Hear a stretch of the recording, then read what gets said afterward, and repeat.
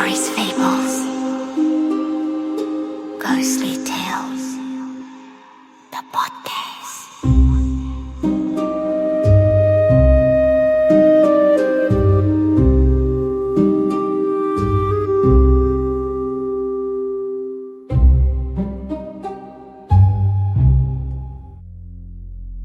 What separates a normal citizen from a serial killer?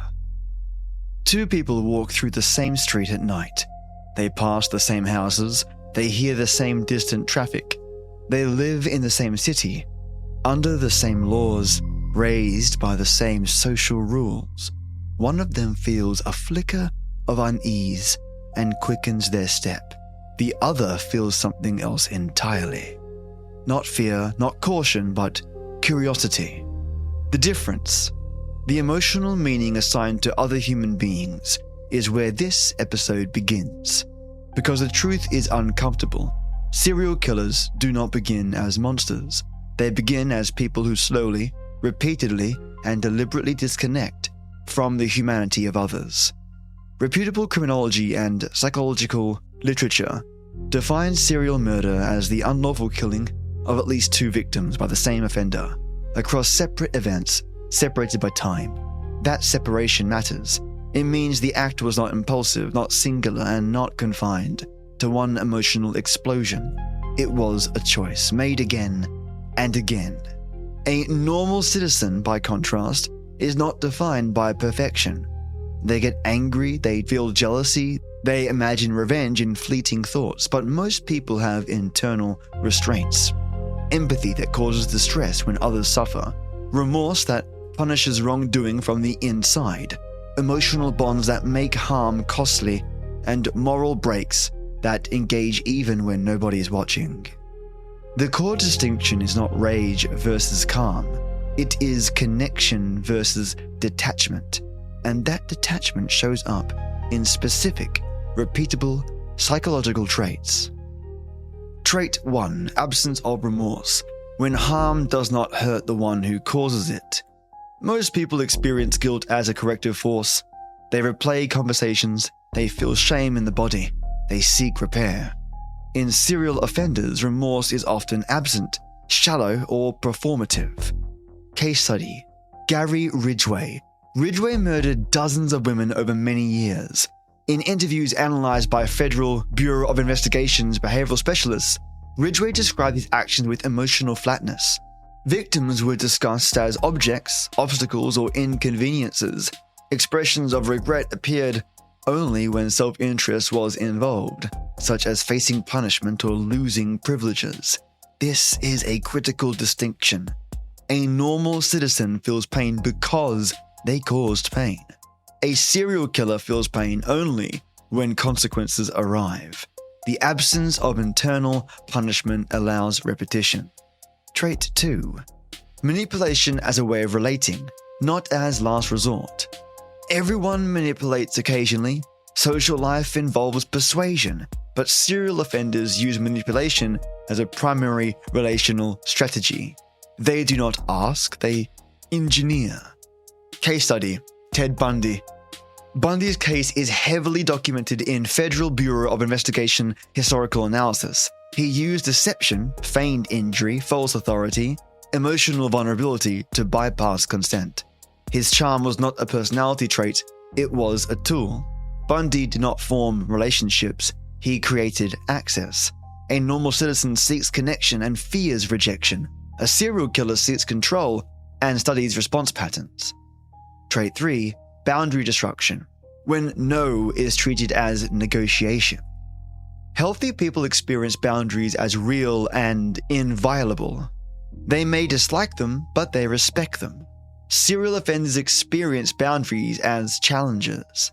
Case study: Dennis Rader. Rader referred to himself as bind, torture, kill.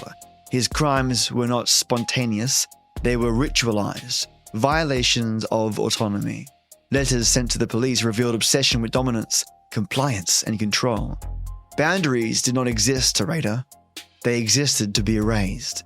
This trait is not loud. It often appears as persistence, pressure, and entitlement. Trait 4. Compartmentalization. the mask that holds. Serial killers often maintain functional public lives. This is not hypocrisy, it is psychological partitioning. Case study, Harold Shipman. Shipman was a trusted physician. He murdered patients over decades. The official Shipman inquiry revealed how he exploited institutional trust and professional authority. His public identity remained intact, while his private actions were lethal. A normal citizen struggles to reconcile moral contradictions. A serial killer separates them cleanly. Trait 5. Entitlement to power over others. This trait appears repeatedly in criminological literature. The belief that another person's body, fear, or life can be claimed. Case study, Aileen Wuornos. Wuornos' case is complex and controversial. She claims self-defense and her history includes severe trauma. Still, courts and investigators identified repeated killings across separate events. This case demonstrates something critical. Background trauma does not automatically produce serial murder, but entitlement to lethal decision-making does. Normal citizens experience rage and still see a human being. Serial killers experience rage and see justification. Trait 6. Fantasy escalation. When imagined violence needs reality. Many people have intrusive, violent thoughts. Most find them disturbing. Serial offenders often find them comforting. Case study, Jeffrey Dahmer. Dahmer's confessions examined in forensic literature reveal escalating fantasies centered on control and possession. Over time, imagination alone became insufficient. Fantasy required enactment. The key distinction is not imagination itself, but repetition without moral resistance. And trait 7. Chronic rule violation without moral weight. Rules exist to protect others. Serial offenders treat rules as obstacles. Case study, John Wayne Gacy. Gacy maintained community involvement and social status, while violating laws repeatedly and lethally. His offenses were not driven by ignorance of right and wrong, but by disregard. A normal citizen fears causing harm. A serial killer fears being stopped. When we examine Bundy, Ridgway, Rader, Shipman, Dahmer, and Gracie together, patterns emerge. Victims are dehumanized. Consent is irrelevant. Control is central. Repetition is intentional. Remorse is absent or false. These offenders differ in background, method, and motive, but the psychological architecture overlaps. Serial murder is not just defined by anger, it is defined by permission. Permission to harm without internal consequence. There is a persistent cultural lie that surrounds serial killers. That they are efficient. That they are intelligent. That their lack of empathy gives them clarity. That their manipulation is power. But when you step back and examine real cases, not movies, not myths, but documented lives, these traits are not advantages. They are fatal design flaws, every single one of them. What makes them dangerous in the short term is exactly what destroys them in the long term. Let's walk back through the traits, trait by trait, and witness how each one betrayed the people who relied upon it. Let's look at trait 1, lack of remorse. Empathy and remorse are not weaknesses, they are feedback systems. They tell a person, stop, you are damaging yourself and others. When remorse is absent, behavior does not self-correct, it escalates. How it betrayed Gary Ridgway. Ridgway's lack of remorse allowed him to kill repeatedly, but it also made him careless. Because victims were not real to him, risk was not real either. He returned to familiar dumping grounds. He reused patterns. He spoke too openly once arrested, believing emotional detachment made him smarter than investigators. It didn't. His absence of guilt meant no internal warning system, only external ones, and external systems always catch up eventually. Remorse is painful, but pain prevents repetition. Ridgway had no pain, so he had no breaks. Manipulation, the illusion of control that creates witnesses. Manipulation feels powerful because it creates short-term success, but it is inherently unstable. Every manipulated interaction creates someone who feels off, someone who remembers inconsistencies, and someone who talks. How it betrayed Ted Bundy. Bundy relied on deception as his primary tool, and it worked until it stopped working. and became a problem. Multiple survivors described his tactics, witnesses noticed his behavior, police sketches circulated, patterns emerged. Bundy believed charm made him untouchable. In reality, it made him recognizable. Manipulation does not erase memory, it sharpens it. The very technique Bundy trusted became the thread investigators pulled until everything unraveled. Boundary destruction. The flaw that guarantees escalation. Respecting boundaries limits harm. Destroying boundaries demands escalation. Once no longer counts, nothing counts. That forces offenders to go further each time to feel the same sense of dominance. How it betrayed Dennis Rader. Rader could not stop, not because he was compelled, but because boundary violation does not satisfy permanently.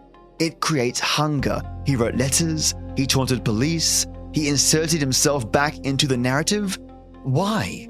Why would he do this? Because boundary destruction creates exposure pressure. The offender must be seen to feel powerful. That need to be acknowledged is what ultimately led to his arrest. The flaw wasn't cruelty, it was inability to disengage. Let's look at compartmentalization, the fracture that attracts scrutiny. Maintaining two selves requires constant maintenance. Every compartment leaks. How it betrayed Harold Shipman. Shipman relied on compartmentalization, a respected doctor in public, a murderer in private. But the more bodies accumulated, the more paperwork did too. Death certificates, prescription patterns, statistical anomalies. Compartmentalization delayed detection, but also concentrated evidence. Eventually, the pattern could not be hidden inside the mask. Compartmentalization does not erase reality, it stacks it. And stacked reality collapses under its own weight. What about entitlement, the trait that turns rage into evidence?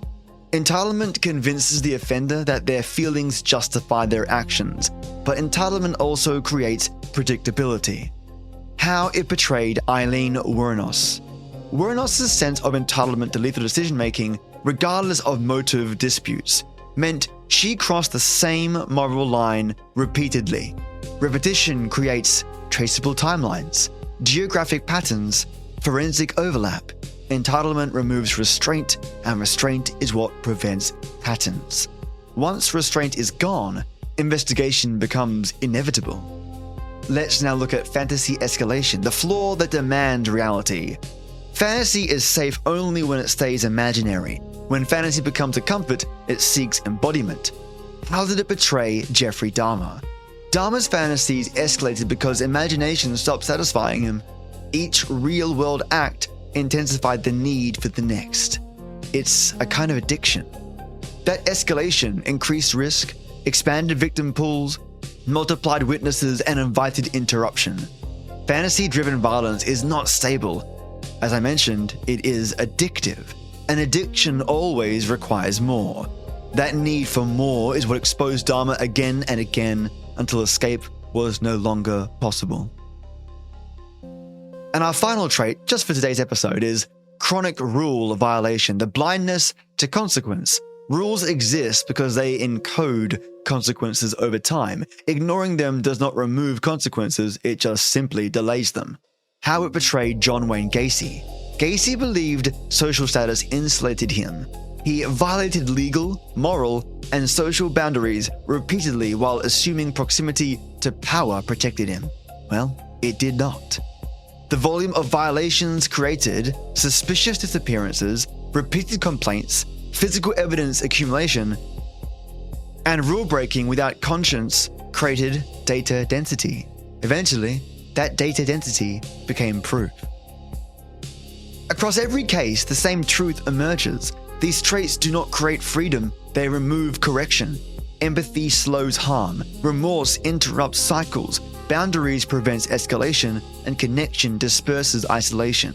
When those systems are stripped away, the offender becomes trapped in their own psychology, forced to escalate, repeat, and expose themselves. Serial killers are not powerful because they lack empathy. They are vulnerable because they lack brakes.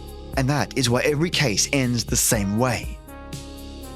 Now we're going to go look at how these traits may have formed. in each case study using forensic findings, inquiry evidence, and historical reporting. And we're going to keep it responsible. Development is not destiny. Many people experience neglect, abuse, addiction, humiliation, or trauma and never hurt anyone. The difference is what a person chooses to rehearse, reinforce, and repeat over time. I'll go trait by trait, and for each trait, I'll refer back to each case and show the most evidence-supported pathway we have. And I'll take each of the individual serial killers in a sort of snapshot view for each of those traits to understand how they would potentially develop. And these traits, they're built, not in one moment, not in one trigger, but in a long chain of small permissions, a small lie that worked, a small boundary crossed without consequence, a fantasy rehearsed until it stopped feeling wrong, a mask worn so often it became the face. Ted Bundy, manipulation as operating systems. He repeatedly manufactured safe situations to get compliance, approaching women with feigned injury, casts, slings, crutches, or implied authority, then converting help into access. Now, what could have shaped this? This looks like a person who learned that performance beats truth. Each successful approach is a lesson. I can make strangers override their instincts if I act like the right kind of harmless. Over time, that became a practice skill, not a one-off trick. Boundary violation as entitlement. His approach style wasn't just talking, it was engineering consent out of the moment, then overriding the victim's autonomy once isolated. What could have shaped this? When someone rehearses scenarios where another person's no never fully arrives because the setup prevents it, the brain learns a warped rule. Boundaries are problems to solve, not lines to respect.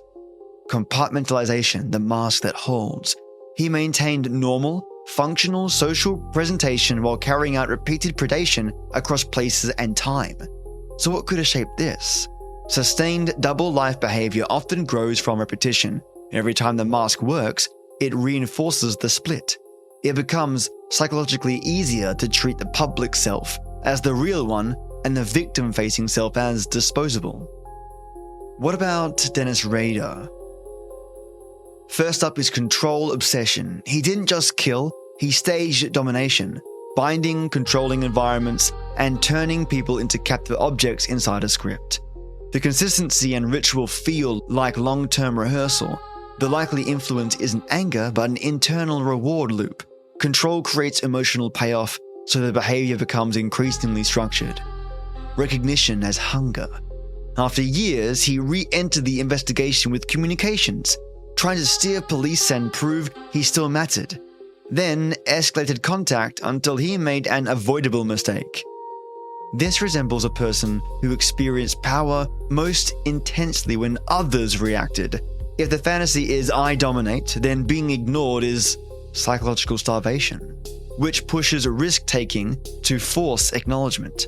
Then there's overconfidence. He literally asked if a floppy disk could be traced, was reassured, then sent one, and it helped lead police to him. Long evasion builds a dangerous belief, I am smarter than the system. That belief isn't a superpower, it's a trap that makes the offenders careless and downright bonkers.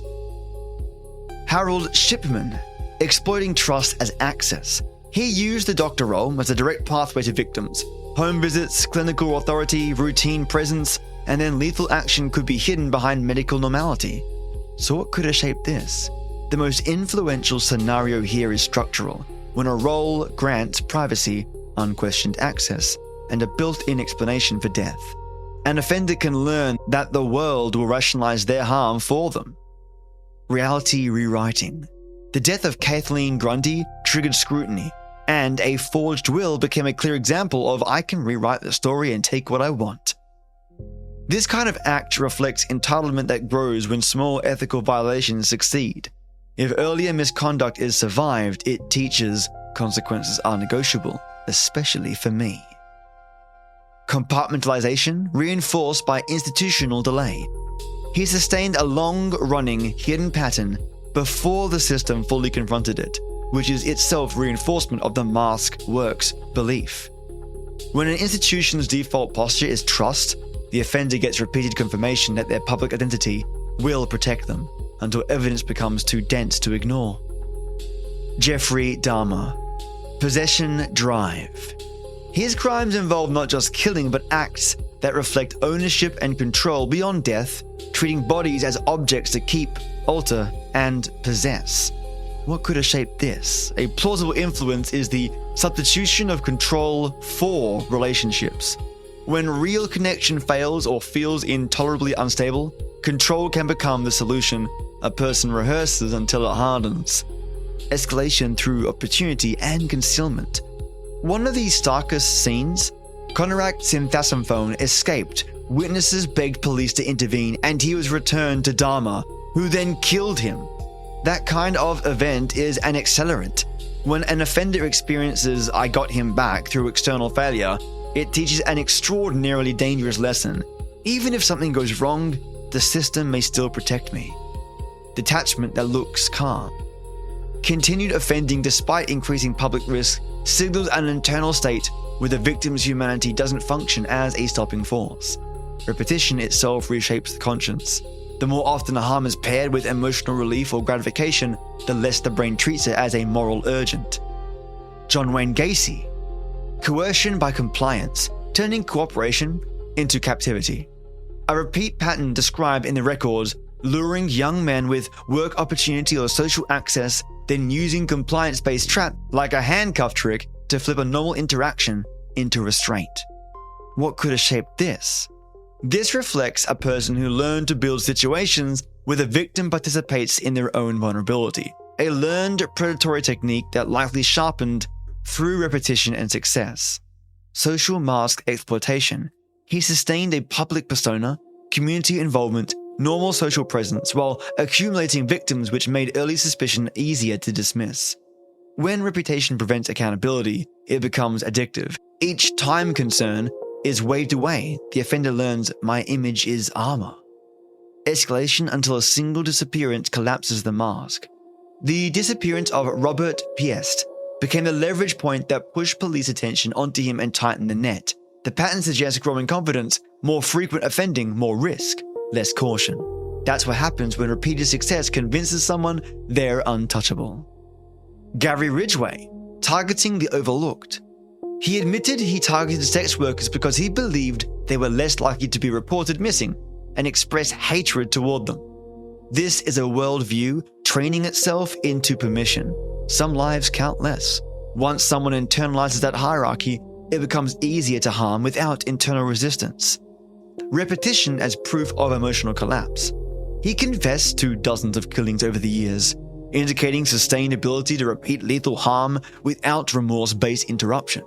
The reinforcing scenario is grimly practical. If early victims do not trigger swift consequences, the offender experiences success, and success becomes the teacher.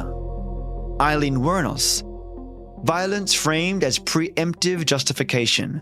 Her first known victim, Richard Mallory, was shot. She claimed self-defense, with later legal proceedings laying out the scenario details and forensic findings. A plausible influence is a life where threat feels constant. When someone's history is saturated with danger and exploitation, their brain can start reading ambiguity as attack, and that can evolve into "I must act first" thinking. Pattern continuation despite the rising heat. Multiple victims over a short span suggests a loop where killing becomes a repeated solution to whatever internal state is driving it: fear, rage, need, resentment, or opportunism. Now, what could have shaped this? Well, once the first act is crossed and survived, the moral barrier is gone. From there, repetition can be fueled by panic, reinforcement, and the growing belief that the world is enemy territory.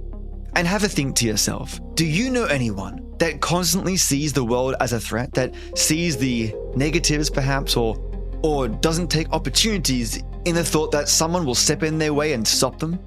Now, that isn't actually a trait that links them directly to anything like this, but it is a trait that is taken too far in serial killers like Eileen Wuornos. What all of this leaves us with?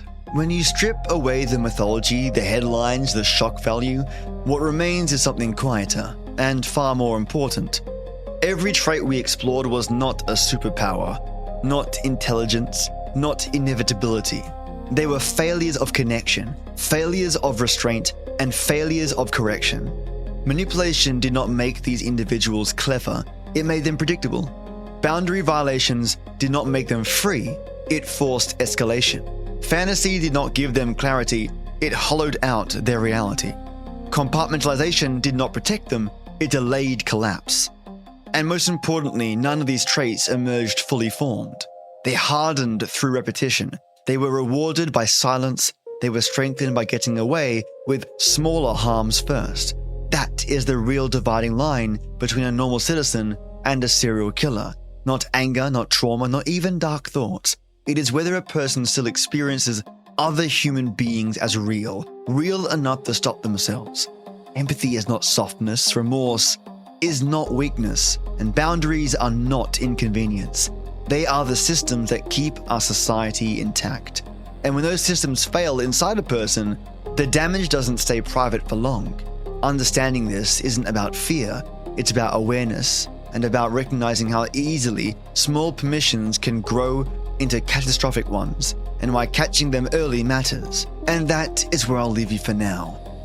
Before I close out, I want to take a good long moment to acknowledge the people who make this work possible. Not just financially, but intellectually, emotionally, and creatively. My pals that support me via my Patreon. If you have any spare dollar dues to help improve this podcast and see it punch up and grow and expand, feel free to visit my Patreon page at www.patreon.com/SFGT, where you will get higher quality audio and 1 week early episodes.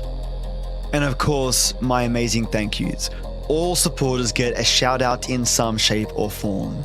My way of saying thank you so much for your support.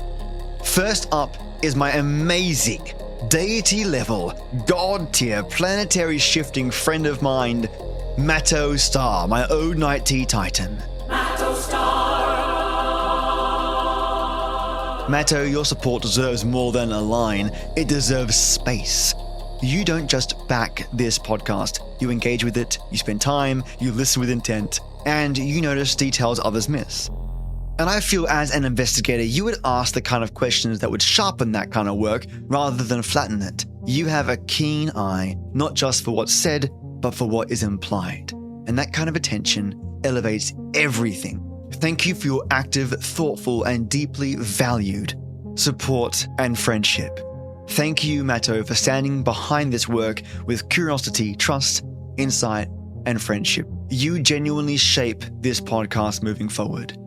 And a big part of why I've moved over to true crime is because of lovely friends like yourself and all other Patreon supporters.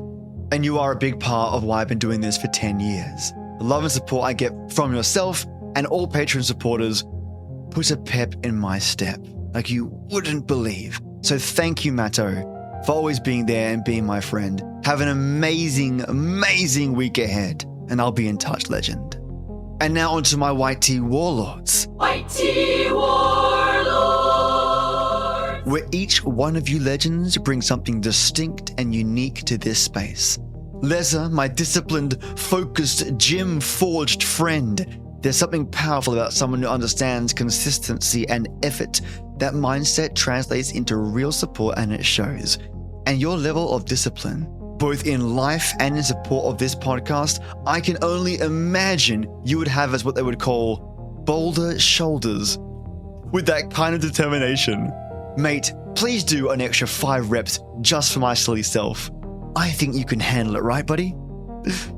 So thank you so much, Leza, for being so awesome and being my friend.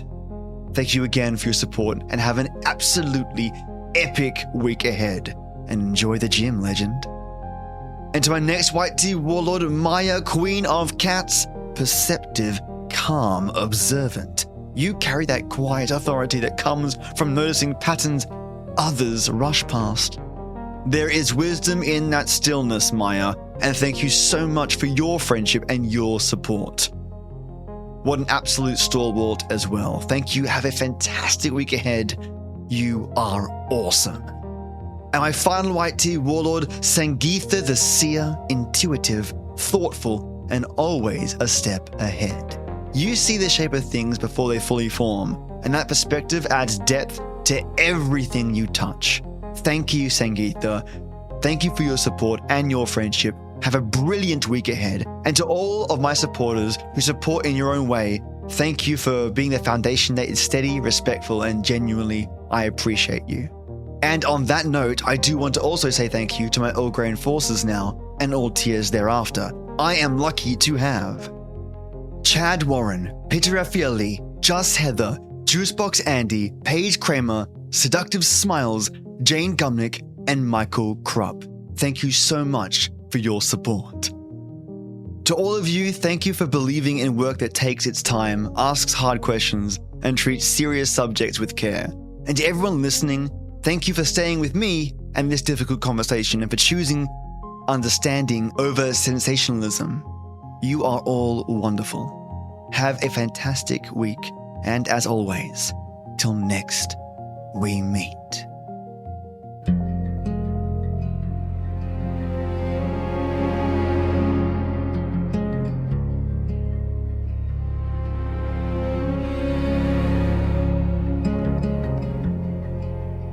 They thought they were powerful. They were just unchecked. Smiles like keys, lies like tools.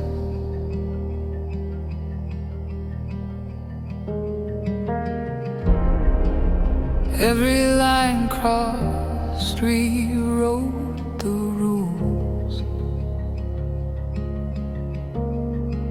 Control felt clean, felt precise, till patterns formed, paid the price.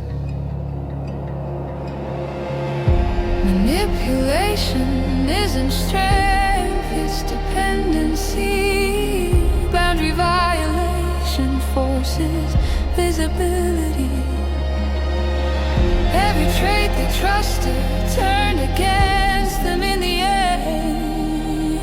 They didn't lack emotion, they lacked the stop to bend. Most people feel guilt and stop. They didn't.